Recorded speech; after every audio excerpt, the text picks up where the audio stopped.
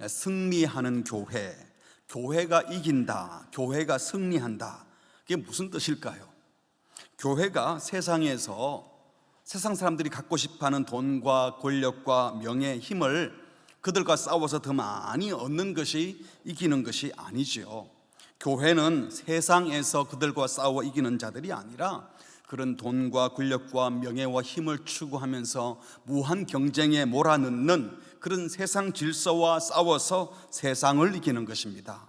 그러므로 승리하는 교회란 교회가 그 어떤 경우에도 흔들림 없이 그리스도가 가신 길을 끝까지 따라간다면 그것이 승리하는 교회입니다. 베드로 사도는 지금 고난 중에 있는 그리스도인들을 향해서 얼마 남지 않았다, 조금만 참아라, 아파도 힘들어도 참아라, 괜찮다, 위로하는 정도가 아니라 오히려 고난받는 그리스도인을 향해 말합니다.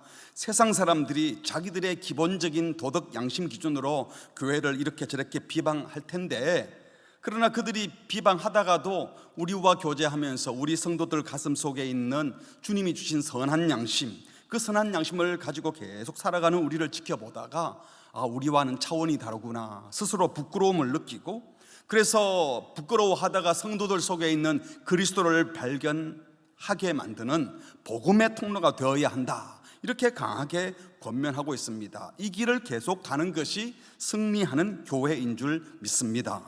이 길은 지난주에 말씀드리기를 처음 가는 낯선 길이 아니라 그리스도께서 이미 앞서 가신 길이고, 이 길은 교회가 성도가 성숙해지면 나중에 할 수 있는 선택사항이 아니라 그리스도의 피를 받아 그리스도의 피로 생명을 얻은 새 생명을 얻은 성도는 마땅히 걸어가야 될 존재의 문제요, 생명의 문제라고 하면서 그리스도의 길을 소개했던 것이 18절부터 22절까지 말씀입니다. 18절을 다시 보시면 그리스도께서 단번에 죄를 위하여 죽으셔서 죄 없으신 의인이신 그리스도께서 불의한 우리를 대신하셨다. 죄를 위해 죽고 대신했다는 것은 대속제물로 죽으셔서 우리를 구원했다는 것이죠. 이렇게 하신 이유는 우리를 하나님 앞으로 인도하려 하십니다. 이게 중요해요. 천국 입장권 딱 주고 내가 너를 위해서 죄 속했으니 입장권 받았지, 잘 살다가 대충 살다가도 괜찮아, 어쨌든 천국 오면 돼, 입장권 주고 떠나가신 것이 아니라 우리를 하나님 앞으로 인도해 가시기 위해서 그렇게 하셨다. 그리고 바로 이것을 위해서 육체로는 죽임을 당하시고 주님이 십자가에서 죽으실 때에 죄된 것, 육체적인 것을 다 죽여버리시고 우리도 함께 죽게 하시고 의를 위해 살게 하셨다. 영어로는 살리심을 받았다는 것은 주님이 부활하실 때 신령한 일, 영적인 일, 하나님을 위하여 의를 위하여 살아나셔서 우리로 하여금 이제는 죄에 대하여는 죽고 의에 대하여 살게 하신 것입니다. 그리고 22절의 끝부분에 가보면 이 단락 마지막이죠. 하늘에 오르셔서 하나님 우편에 계신다. 이것이 바로 고난, 죽음, 부활, 그리고 우리를 인도하셔서 하늘에 오르셔서 하나님 보좌 우편에 계시는 이 그리스도의 길이라고 소개하고 있습니다. 그런데 이렇게 그리스도의 길이 하늘로 올라가고 있는 중에 있는데 19절에 갑자기 그가 또한 영으로 가서 어디에 있는 영들이라고 했죠? 옥에 있는 영들에게 선포하셨다. 그러면서 그들은 옥에 있는 영들이 누구인가 설명하면서 노아 방주 이야기를 꺼내요. 전에 노아의 방주를 준비할 동안 하나님이 오래 참고 기다리실 때에 복종하지 아니하던 자들, 그들에게 선포했다는 거죠. 그리고 이어서 방주 때 구원받은 사람이 물로 말미암아 구원을 얻은 자가 몇 명뿐이니 겨우 몇 명이라고요? 8명이다.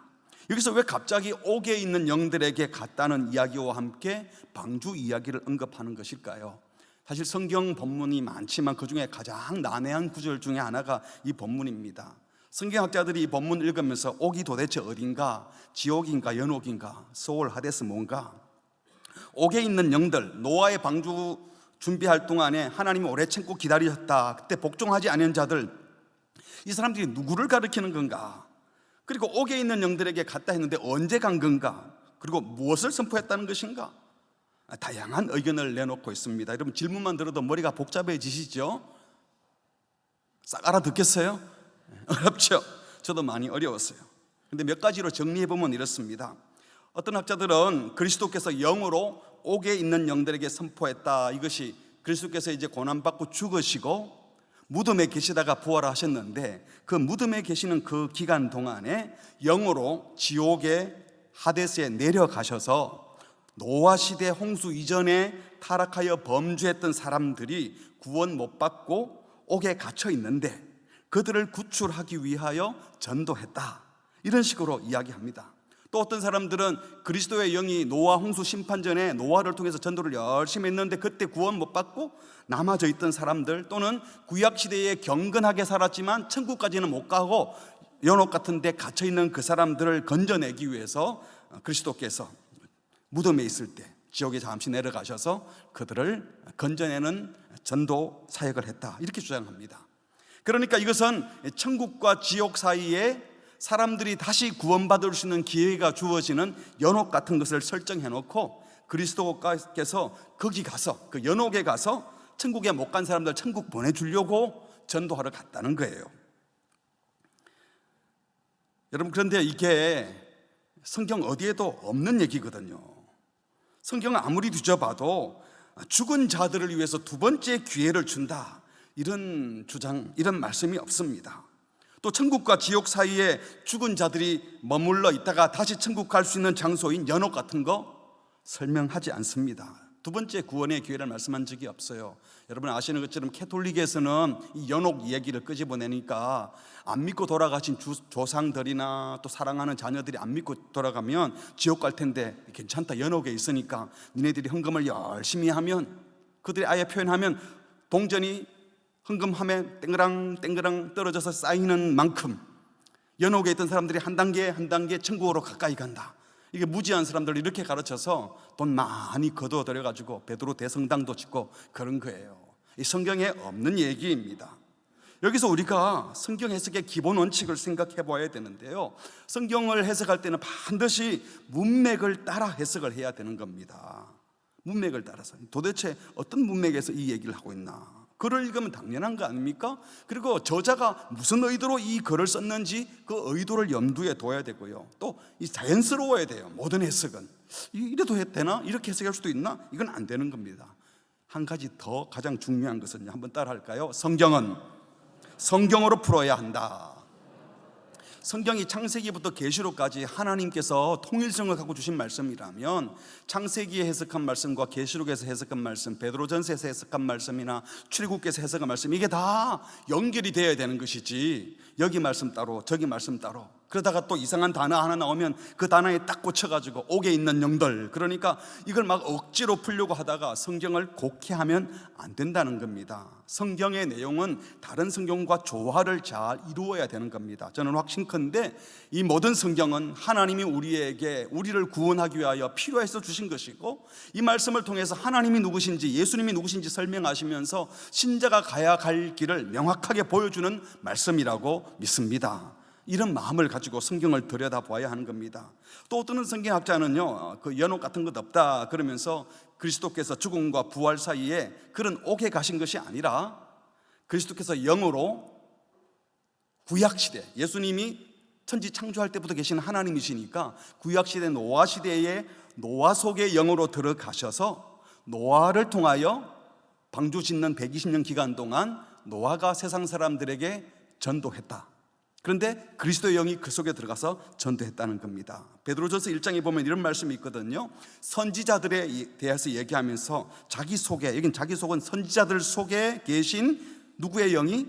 그리스도의 영이 그리스도가 받을 고난과 영광을 미리 정언했다. 구약 선지자들이 메시아의 고난과 또 영광을 예언했는데 그 예언이 자기들 마음대로 말한 게 아니라 그리스도의 영, 즉 성령께서 들어가셔서 그렇게 말씀하셨다, 이렇게 말씀했던 것처럼 그리스도의 영이 노아 시대에 노아에게도 그렇게 들어갔다는 거예요.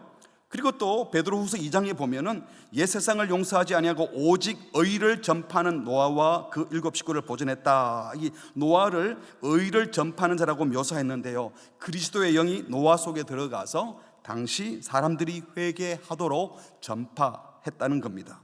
그러니까 옥에 있는 영들이라고 하는 것은요, 노아가 방주를 만드는 120년 동안 죄악이 관영한 세상이라고 하는 옥, 그러니까 지옥이 아니고 연옥이 아니고 세상 자체가 옥 같은 데 갇혀 있던 사람들을 가리킨다, 이렇게 해석하는 겁니다. 그런데 이 기간 아무도 회개하지 않고 노아의 식구 7명, 그래서 8명만 회개했다는 거예요. 그래서 이 말씀을 하시는 분들은요, 베드로 사도의 편지를 받는 당시 그리스도인들이 온갖 고난과 핍박 가운데서 노아처럼 당시 고난과 핍박 가운데 의로운 소수로 복음을 전했다.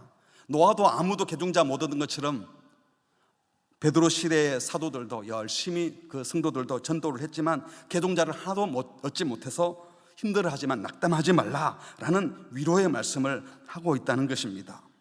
이렇게 생각하면 이 내용 자체가 상당히 의미도 있고 또 설득력도 있어 보입니다. 그런데 내용이 좋다고 해가지고 이 본문 문맥에 맞는 얘기는 아니잖아요. 지금 사도 베드로는 그리스도의 고난과 죽음, 부활, 그리고 하늘에 오르는 승천, 올라가고 있어요. 이 얘기를 하고 있는데 왜 갑자기 그리스도께서 노아 시대로 과거로 돌아갔다든지 또 옥에 내려갔다 이런 식으로 표현하는 것은 이상하죠. 또 구약 시대에 구원받지 못한 영혼들이 많을 텐데 왜 하필이면 노아의 영에 들어가서 노아 시대에만 갔다는 얘기를 굳이 여기에서 할 이유가 뭐가 있겠습니까?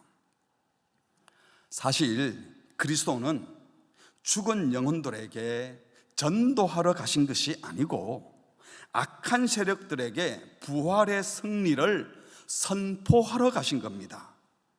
19절 다시 보시면 많은 분들이요, 그가 또한 영으로 가서 옥에 있는 영들에게, 근데 여기에 그냥 옥에 있는 영들에게 갔다고 그랬는데 많은 분들이 그냥 쑥 읽으면서 지옥으로 내려갔다? 죽음의 무덤에 있다가 지옥으로 내려갔다, 지옥 강하 이런 단어를 아예 써가면서 지옥으로 내려갔다고 하지만 아무 근거 없는 이야기예요. 18절에서 그리스도께서 고난받고 죽으시고 부활하고 우리를 하나님께로 인도하신다. 그렇죠?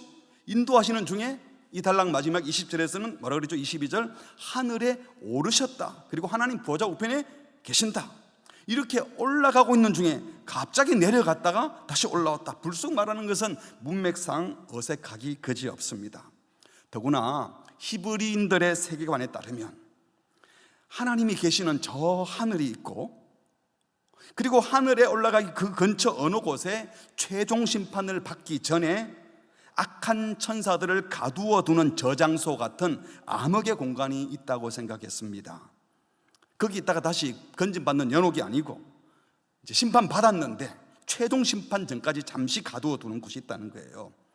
그러니까 19절에서 그리스도께서 옥에 있는 영들에게 가신 것은 전도하기 위해서 건져내려고 불쑥 내려간 게 아니고 부활 후에 올라가시는 중에 성천하셔서 마지막 그곳에 가는 중에 죄와 사망 권세를 깨뜨린 부활의 승리를 누구에게? 이 옥에 있는 악한 세력들에게 선포하고 올라가셨다는 것이 훨씬 더 자연스러운 것이죠.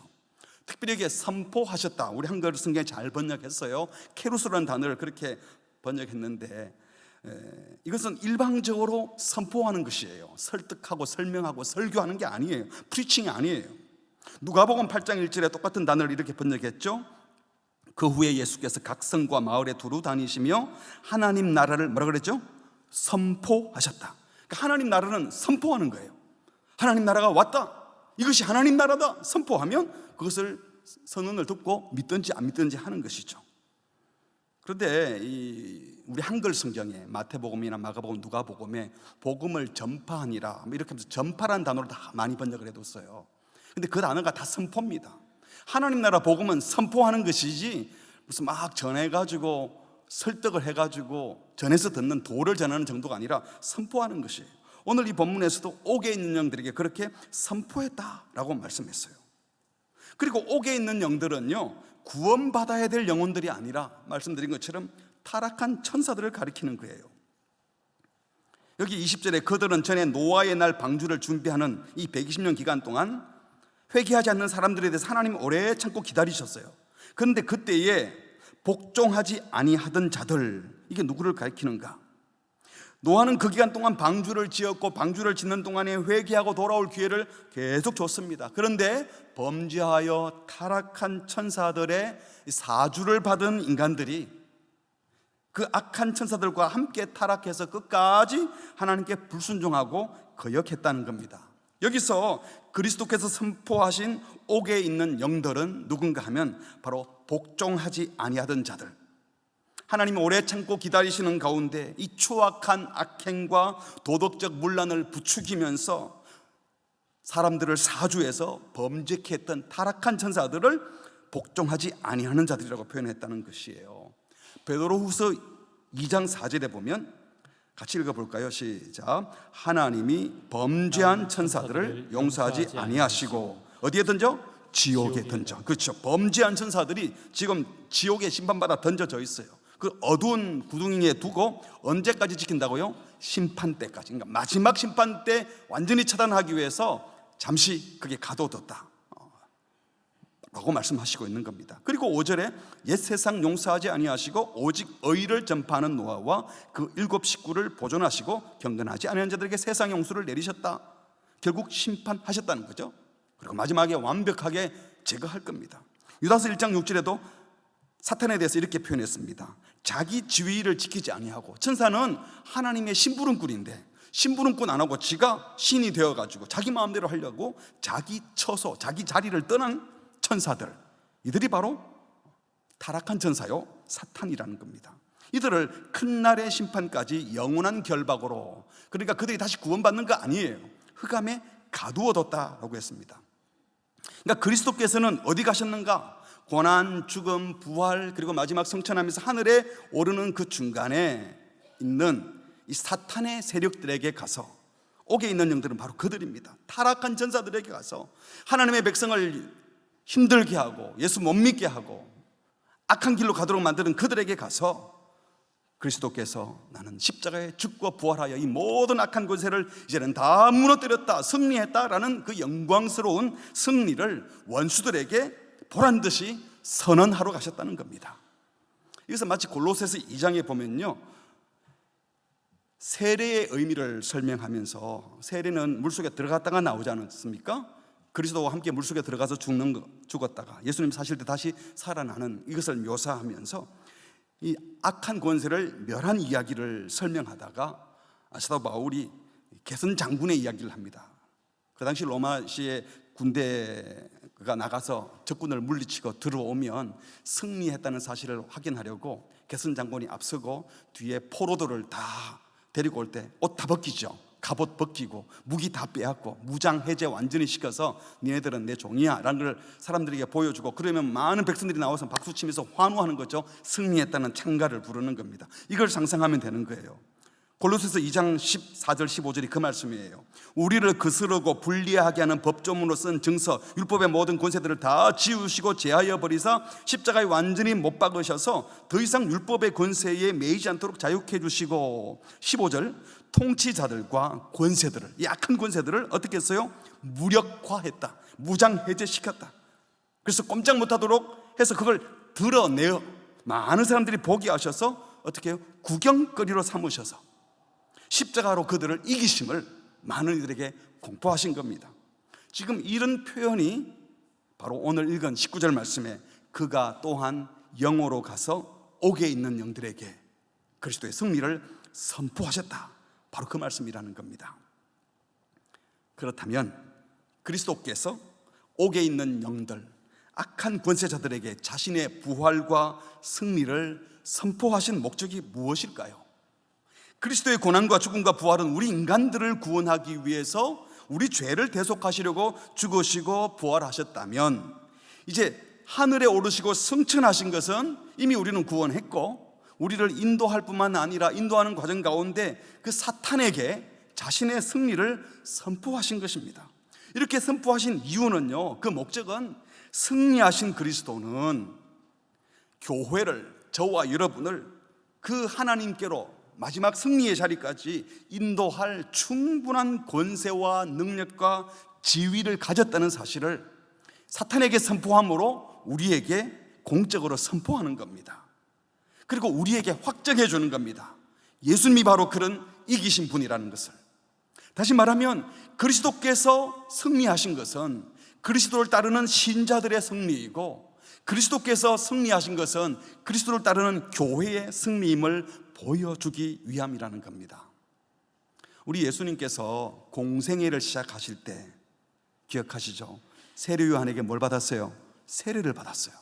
성자 예수님이 세례를 받는데 성령 하나님께서 비둘기처럼 강림했어요. 성령 하나님.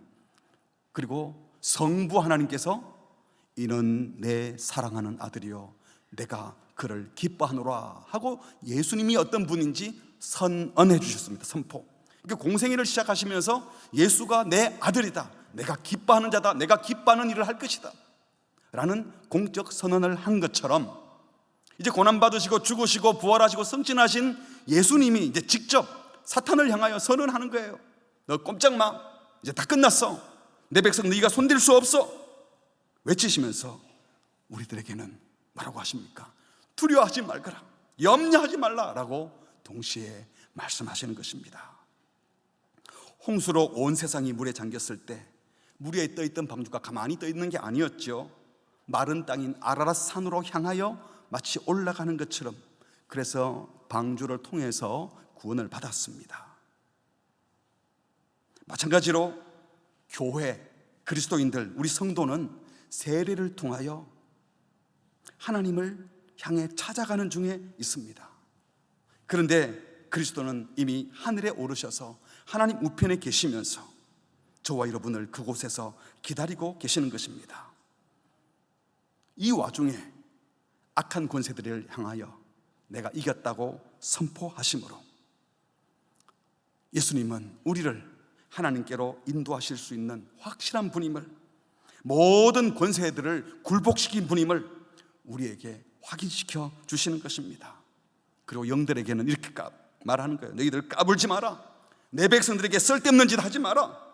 승리하신 그리스도 있음을 온 천하에 만천하에 선포하시고 저와 여러분을 향하여서는 두려워하지 말고 염려하지 말라고, 내가 너희를 인도할 거라고, 넉넉하게 이기게 할 것이라고 말씀하시는 것입니다. 여러분들은 예수 그리스도께서 우리를 죄에서 구원하셨을 뿐만 아니라 이 광야 같은 세상을 그리스도께 가신 그 길을 따라갈 수 있도록 안내해 주시고 마지막 날까지 승리하게 하시는 분이심을 믿으십니까? 이미 승리하신 그 주님이 바로 나의 주님이심도 믿으십니까? 믿으시기 바랍니다. 사도는 지금 그리스도의 이동 과정과 목적지를 설명하는 중에 있잖아요. 그리스도인들의 구원 역시도 하나님께로 인도함을 받아서 하늘에 오른다고 말씀하고 있습니다.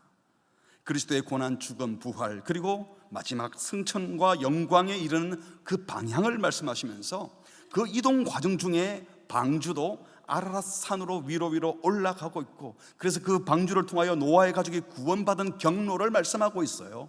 그리고 21절에서는 세례를 통하여 우리가 물에서 들어갔다가 나오는 이 세례 구원하는 표는 단순하게 육체에 더러운 것을 씻어서 구원 얻었다, 천국 입장권 하나 받는 정도가 아니라 이렇게 표현하죠. 따라합시다. 하나님을 향한 선한 양심의 강군이라. 여기 또 향한, 하나님을 향해 가고 있다. 어떻게? 선한 양심의 강구, 주님이 주시는 그 새 마음을 가지고, 다시 말하면 악한 권세들이 공격할 때 그들에게 똑같이 반응하는 게 아니고 그 사람들이 어떤 식으로 공격하든 우리는 계속 그리스도께 반응하면서 그리스도께서 주신 그 양심을 가지고 하나님을 향하여 나아간다는 거예요. 이렇게 예수님이 가신 길, 방주가 이동하는 올라가는 그 길, 교회가 세례를 거쳐 하나님 앞으로 나아가는 그 방향을 계속 말씀하고 있어요. 그 와중에 그리스도가 사단의 세력들에게 당신의 부활과 승리를 선포하셨다는 것은 우리에게 뭘 말씀하시는 것일까요? 첫 번째로 교회는 이미 최후 승리를 보장받았지만 아직 여전히 하나님께로 나아가는 중에 있다, 이동 중이라는 것을 기억하라는 겁니다. 그래서 구원받은 성도의 삶이란 고난도 있지만 그 어떤 경우에도 삶의 방향을 틀면 안 된다. 어떤 경우에도 하나님의 은혜를 드러내고 사랑과 자비를 드러내고 하나님이 주신 그 선한 양심으로 계속 살아가는 것이 방향을 틀지 않는 바른 방향으로 가는 것이라고, 계속 그 방향으로 가라고 말씀하시는 거예요. 사랑하는 성도 여러분, 사망 권세 이기시고 부활하시고 승리하신 그리스도께서는 노아 당시 온 땅을 대재앙으로 몰아넣었던 타락한 천사들을 또 베드로 사도 당시에도 그리고 지금도 여전히 그런 일을 하고 있는 그 악한 권세들을 그리스도께서 완전히 굴복시킨 것 분명한 사실인 줄 믿습니다.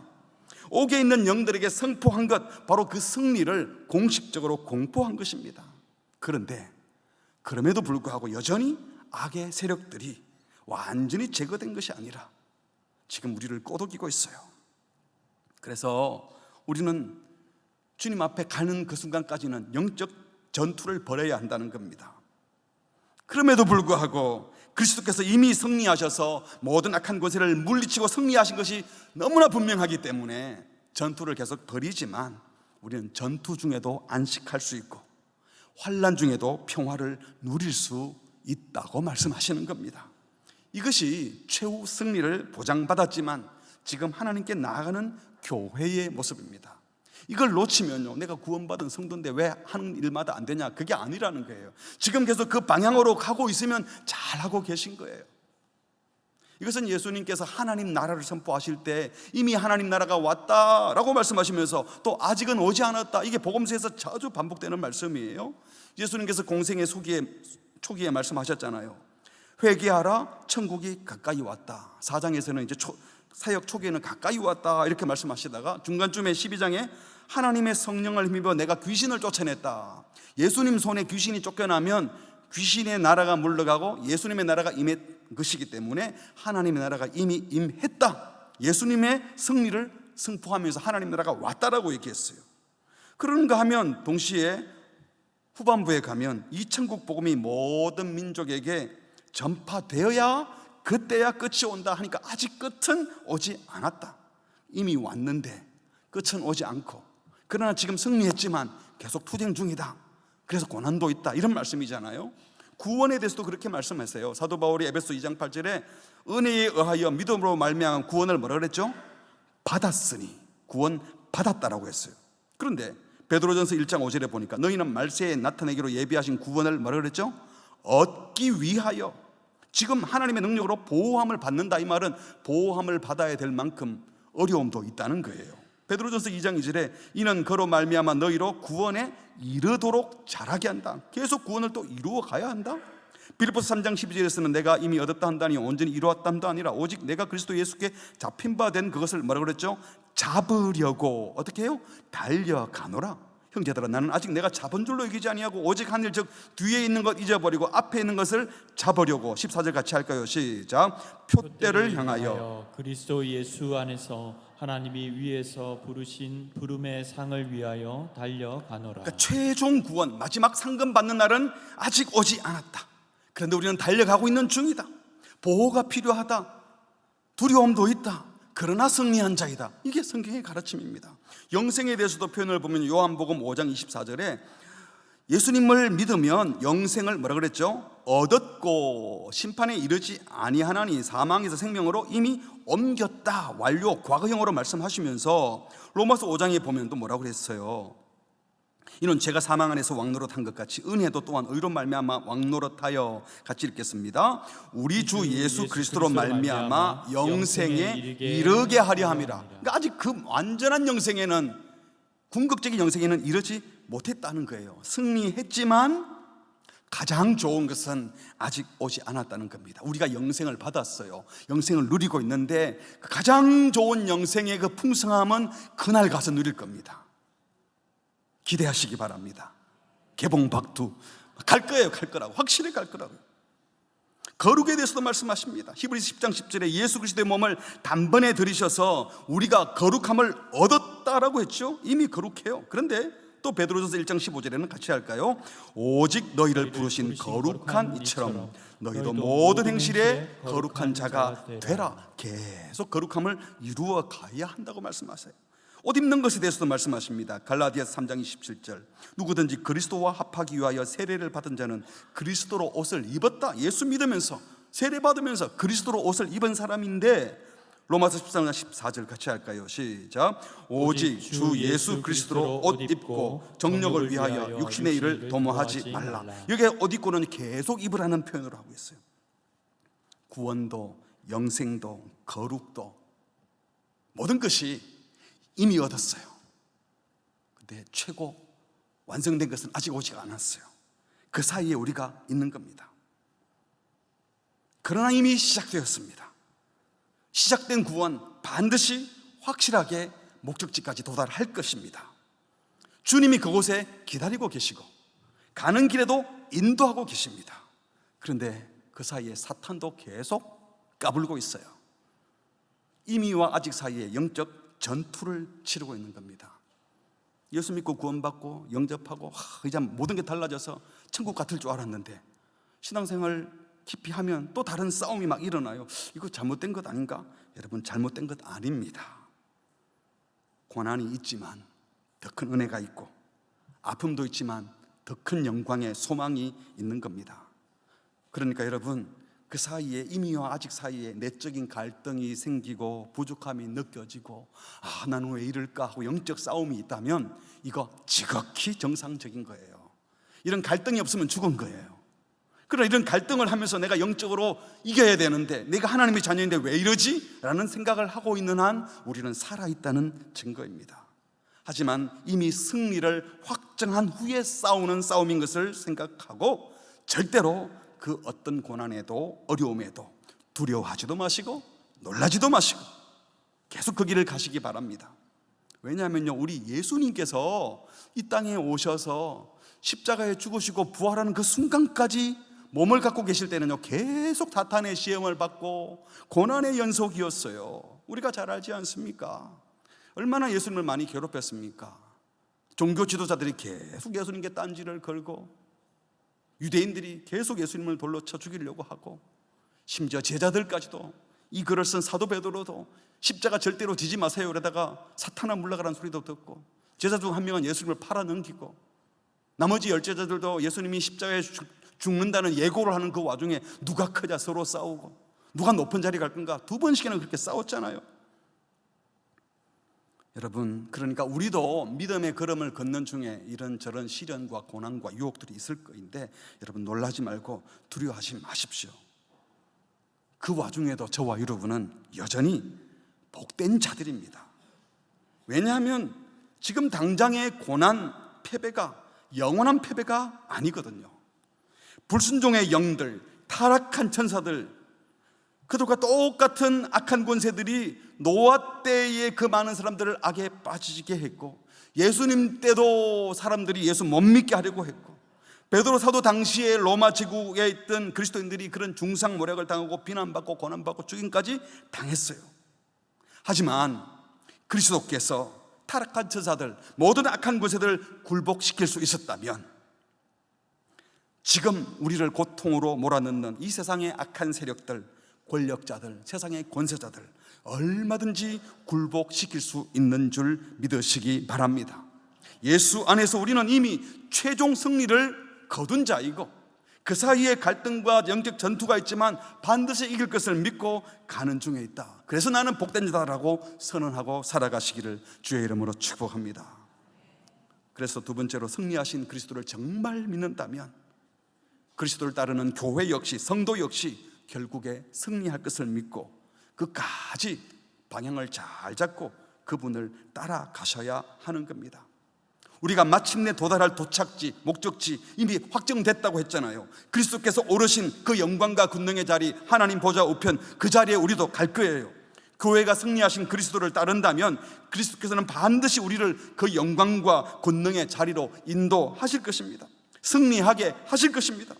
그래서 우리는 그곳에 이를 것이 너무 분명하기 때문에 선을 행하다가 낙심하지 않습니다. 우리가 선을 행했는데 우리를 비방하는 악을 만나더라도 아유 힘들다, 나도 악하게 살래, 그렇게 하지 않고 그 악에 반응하지 않고 계속 하나님을 향하여 가는 거예요. 끝까지 그리스도께 반응하는 거예요. 하나님 우리에게 주신 선한 양심, 거듭난 심령에 회복된 양심, 주님이 주신 그 마음에만 반응해서 계속 가는 겁니다. 방향 놓치지 않으려고. 이 그리스도를 따르는 길에 갖가지 고난과 고통이 있을 것이고 홍수도 만나겠지만 방주를 통하여 자기 백성을 건져내시고 아라랏산에 올라가게 하신 것처럼 그리스도께서 고난과 죽음을 통과하여 부활하시고 하늘에 오르신 것처럼 저와 여러분도 교회도 죽음의 바다를 건너고 부활의 아침을 만날 것입니다. 그리스도가 계신 그 하늘 보좌에 반드시 이르게 될 것입니다. 이것을 보여주기 위해서 그리스도께서 옥에 있는 영들에게 당신의 승리를 선포했다고 말씀하는 거예요. 나는 죽음의 권세, 악의 권세를 물리쳤고 너희를 다 결박했다. 너희는 꼼짝할 수 없어. 너희들 내 자녀들에게 함부로 하지 마 라고 선포하시고, 그 선포하신 내용을 우리들에게 들려주시면서 우리 보고 안심하라, 염려하지 말라 라고 말씀하십니다. 그리스도께서는 풍랑을 잠잠케 하시고 귀신을 쫓아내시고 모든 질병을 물리치시고 죄와 사망의 권세를 물리치고 하나님 나라가 임했다고 선포하셨습니다. 지금 우리 교회가 하늘에 오르는 길목에도 사단의 권세가 계속 공격하고 딴지를 걸겠지만, 풍랑을 잠잠케 하시고 귀신을 쫓아내시고 모든 질병을 물리치시고 죄와 사망의 권세를 깨뜨리고 부활하신 그 주님께서 우리에게도 모든 악한 권세들, 장애물들을 제거하시고 그 하늘에 오르는 길을 인도해 주시고 마지막 도착지에 안전하게 가도록 지켜주시는 줄 믿으시기 바랍니다. 요단강을 가르시고 홍해를 건너게 하신 그 주님께서 지금 우리 인생 앞에 있는 홍해도 건너게 하시고 요단강 물도 말리실 겁니다. 악한 권세가 그 어떤 방식으로 우리를 공격해 와더라도 악한 귀신을, 종교 권력을, 세상의 정치 권력을, 돈으로 우리를 유혹하는 그 모든 권력들을 예수께서 굴복시키심을 믿으시고 그 주님 따라가시기 바랍니다. 여러분, 우리가 예수 믿으면서 예수님이 고난받고 죽으셨으니까 우리는 영광만 있다, 이거 틀린 얘기예요. 그러나 반대로 또 고난만 얘기하는 것도 틀린 얘기예요. 고난과 죽음과 부활과 하늘에 오르심과 승천하셔서 하나님 보좌 우편에 계실 뿐만 아니라 마지막 날 다시 재림하셔서 우리를 완벽하게 심판하실 그 주님을 온전히 믿으시기 바랍니다. 승리하신 주님 따라가시기 바랍니다. 아무리 큰 시험과 시련이 닥쳐온다 하더라도 홍해를 가르신 하나님, 요단강을 말리신 하나님께서 저와 여러분의 인생에도 길을 내실 것을 믿으시기 바랍니다. 아무리 거친 파도와 풍랑이 닥쳐온다 하더라도 바람과 바다를 말씀으로 꾸짖어서 잠잠케 하신 그 하나님께서 저와 여러분의 인생에 오는 모든 바람과 바다와 풍랑도 멈출 수 있는 분임을 믿으시기 바랍니다. 그리스도를 따르는 우리의 길을 열어주시고 모든 풍랑을 잠재워 주시고 모든 어려움을 돌파하게 하시고 그리스도의 길을 걸을 수 있도록 우리를 인도하실 것입니다. 말씀을 맺습니다. 이 그리스도, 승리하신 그리스도를 믿으신다면 여러분 절대로 그리스도께서 가신 길 따라가다가 방향을 뒤돌아서 하지 마세요. 옆으로 세지도 마세요. 머뭇거리지도 마십시오. 더 쉬운 말로 하면 악을 악으로 갚지 말고 도리어 복을 비는 그 걸음, 악에게 반응하지 않고 그 어떤 경우에도 예수님께 반응하고 선한 양심으로 반응하고 그리스도를 따라가는 그 걸음, 그 방향을 끝까지 지켜내시면 주님이 반드시 승리하게 하실 것입니다. 우리가 힘든 것은요, 그 방향을 따라갈 생각을 안 하고 자꾸 딴 데 눈을 돌리니까 힘을 든 거예요. 바른 방향을 가지고 그리스도를 따라가고 있다면 잠시 멈추든 고난이 잠시 있든 우리가 가는 길이 맞으면, 하나님 앞에 서 있다면 우리는 행복한 겁니다. 안식할 수 있습니다. 기쁠 수 있는 것입니다. 여러분, 이번 한 주간도 마지막에 승리할 거야 이렇게만 하지 마시고 그 승리를 확신하면서 매일매일 승리의 찬가를 부르시고 승리의 간증을 할 수 있는 우리 모두가 되시기를 주의 이름으로 축복합니다. 우리 옆 사람과 이렇게 인사하겠습니다. 가장 좋은 날은 아직 오지 않았습니다. 한 번 더, 최후 승리 얻을 때까지 함께 이 길 갑시다. 최후 승리 얻을 때까지. 아멘. 우리 함께 찬양하겠습니다. 내게 허락하신 시련을 통해 나의 믿음 더욱 강하게 자라나고, 시련이 우리를 뒤로 물러서게 하는 게 아니라 더 믿음이 주께 더 가까이 나가게 한다고 찬양합니다. 내 앞에 바다가 안 갈라지면 그 위로 걷게 하실 거라고. 왜? 주님은 승리하게 하실 거니까. 마지막 후렴에 가면요, 주의 능력으로 담대히 나아가리라. 주와 함께 승리하리라. 정말 확신을 가지고 우리는 승리할 사람이다, 아니 이미 승리하고 있다, 또 승리할 것이다, 이 믿음의 고백을 하면서 주님 방향 들지 않겠습니다. 그리스도께서 가신 그 길을 계속 걷겠습니다. 악을 악으로 반응하지 않고 그리스도의 마음으로 선한 양심으로 반응하겠습니다. 이 고백을 담아서 함께 찬양하겠습니다. 내게 허락하신 시련을 통해 나의 믿음 더욱 강하게 자라나고 험한 산과 골짜기 지나는 동안 주께 더 가까이 나를 이끄시네. 내가 겪는 시험이 어렵고 힘겨워도 내 주님보다 크지 않네. 내 앞에 바다가 갈라지지 않으려 주가 나로 바다 위 걷게 하리. 나는 믿네, 나는 믿네. 주의 능력으로 내 삶 새롭게 되니 나는 믿네.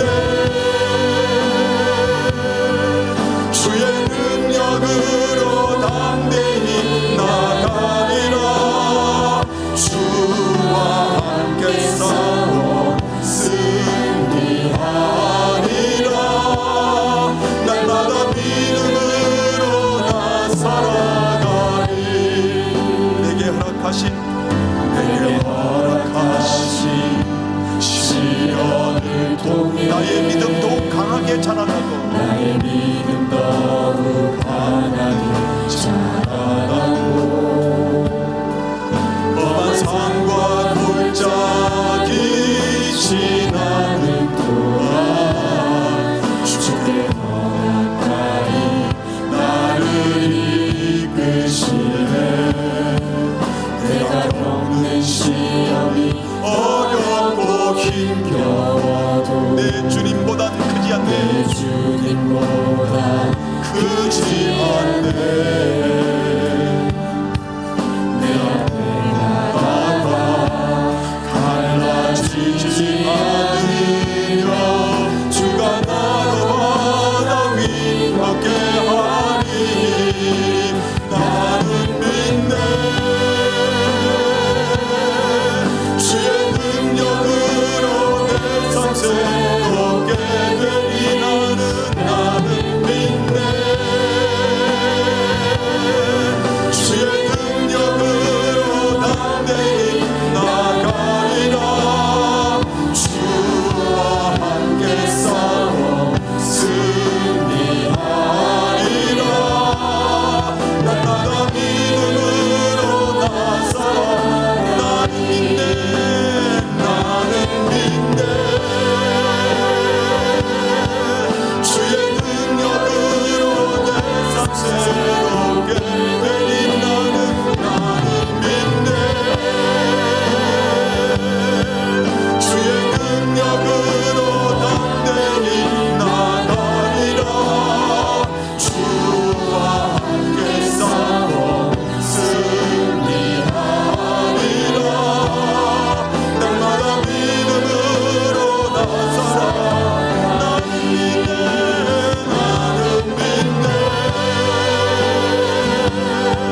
주의 능력으로 내 삶 새롭게 되니 나는 믿네. 주의 능력으로 담대히 나가리라. 주와 함께 싸워 승리하리라. 날마다 믿음으로 나 살아가리. 나는 믿네. 주의 능력으로 내 삶 새롭게 되니 나는 믿네.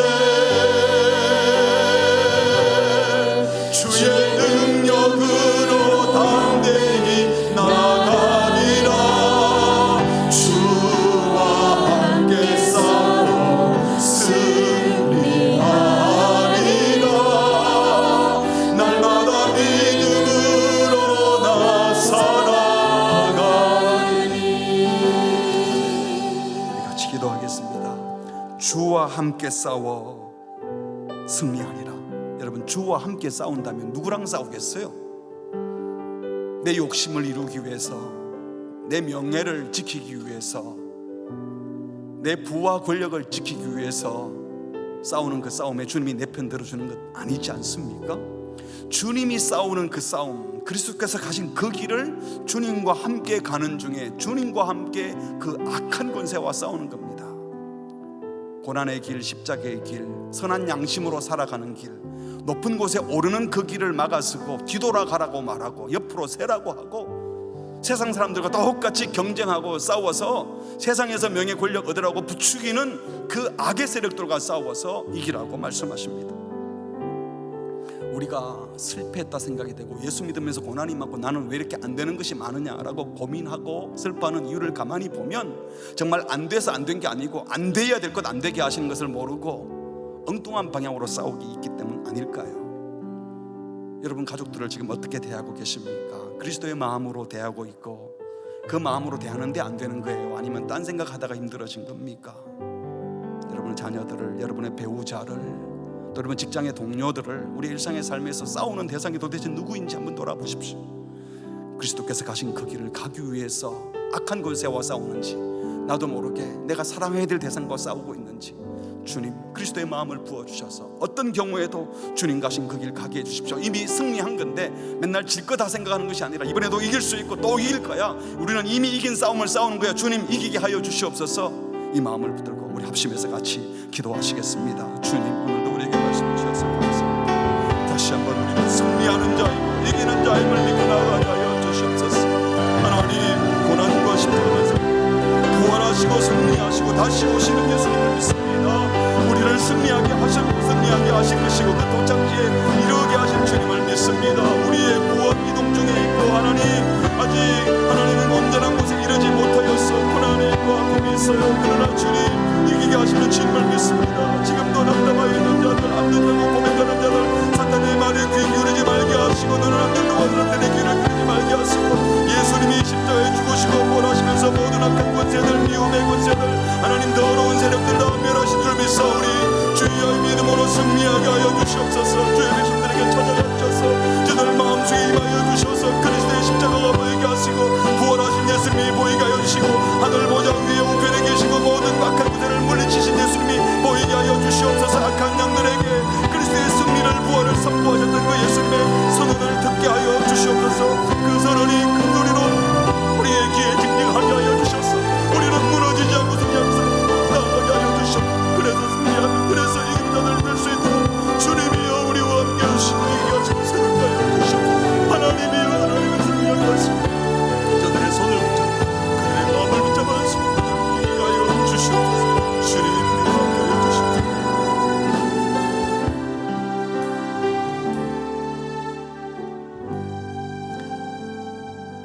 하나님 아버지, 예수님의 고난과 죽음, 부활로 인하여 우리의 죄가 속함받고 하나님의 자녀가 된 것 믿습니다. 성천하신 주님께서 악한 권세를 향하여 너는 끝났다, 결박되었다 선포하시고 우리를 향하여 내가 함께하니 염려 말라고, 그 사탄의 권세가 아무리 날뛰어도 너는 승리할 자라고 우리에게 말씀해 주시는 줄 믿고 주님을 찬양합니다. 주님, 우리가 누구랑 싸웠는지, 무엇 때문에 싸웠는지 돌아보게 하시고 우리의 싸움의 방향이 엇나가지 않도록, 우리가 가는 그 길이 옆길로 새는 길이 되지 않도록 그리스도께서 가신 하늘로 오르신 그 길을 주님과 함께 선한 양심으로 싸우며 계속 같은 방향으로, 바른 방향으로 나아가게 하여 주시옵소서. 우리가 그 방향 붙들고 그 바른 방향으로 나아갈 때 잠시 어려움이 있어도 참된 안식도 주시고 승리도 맛보게 하시고 매일매일 간증하는 이야기들이 주님이 함께 하셨노라고 또 이기고 왔노라고 고백하게 하시는 줄 믿습니다. 이번 한 주간도 그렇게 승리의 고백을 하며 승리의 삶을 살아내는 복된 주의 자녀들 다 되게 하여 주옵소서. 예수님의 이름으로 기도합니다. 아멘.